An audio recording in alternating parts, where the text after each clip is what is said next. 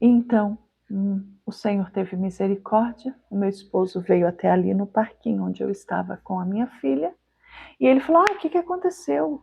E você, não, ela comeu, então eu vim aqui no parquinho para ela brincar um pouquinho, para deixar você comer, né? Mas você não comeu, porque o prato ficou lá, gente, transbordando.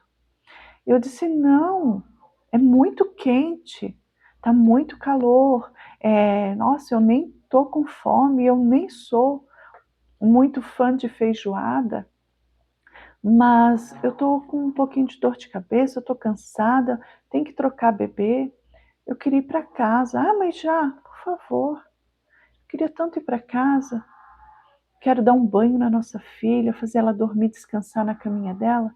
Aí ele se convenceu e a gente foi para casa. Como Deus é fiel. Em tudo você tem que ver Deus. Deus, ele permite você passar por uma prova para te aperfeiçoar, porque nós somos semelhantes a um ouro bruto, e ele vai lapidando. Agora você tem que deixar ele te lapidar. Eu podia simplesmente me revoltar e onde já se viu Deus permitir e tudo mais. Só que não. Tem coisas que você vai ter que passar para aprender. Gente, eu tenho muitos testemunhos do que Deus tem feito na minha vida. E não é fácil chegar aqui, falar e contar, mas é algo que nós precisamos, porque o testemunho acrescenta muito a nossa fé.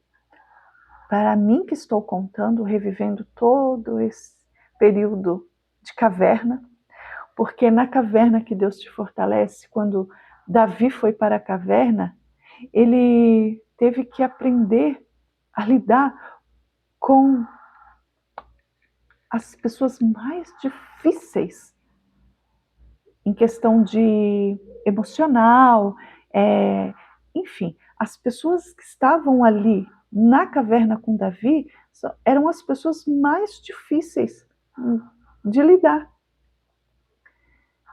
E Deus permitiu, e Davi ali se aperfeiçoou e se tornou um rei ainda melhor. Então é na caverna que Deus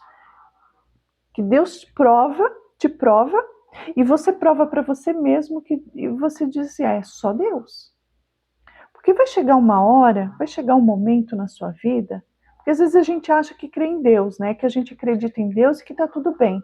Só que quando a gente é provado a um certo nível de provação, você é aquele ditado, vai ou racha.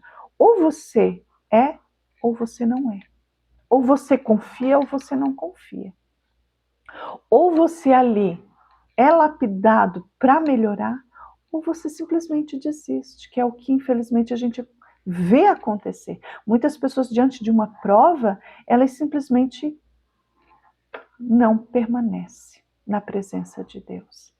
Então, é muito importante, como diz aqui a palavra, retenha o coração na palavra de Deus, nos mandamentos de Deus, para que você viva. Diante do testemunho, por mais que o testemunho aqui seja algo talvez simples para você, para mim é impactante, mas tem a base que é a palavra de Deus. E nessa cidade onde a gente foi, eu vivi o período mais difícil. Na época, sim, porque depois disso eu vivi outros.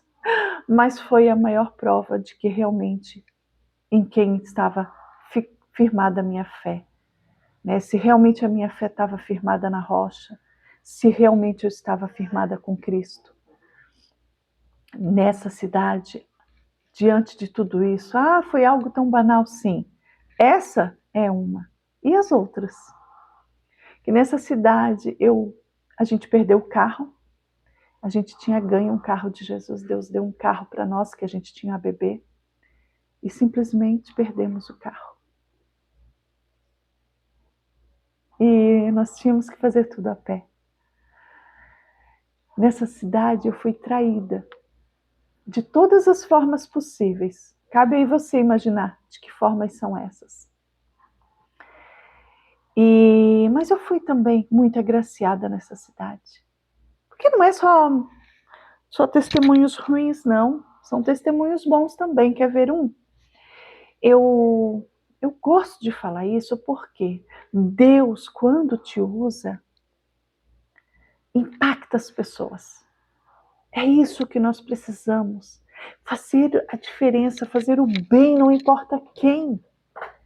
Para vocês terem uma noção, a gente morava num prédio e esse prédio um dia apertou o interfone e tinha uma pessoa que morava na rua e ela interfonou para mim.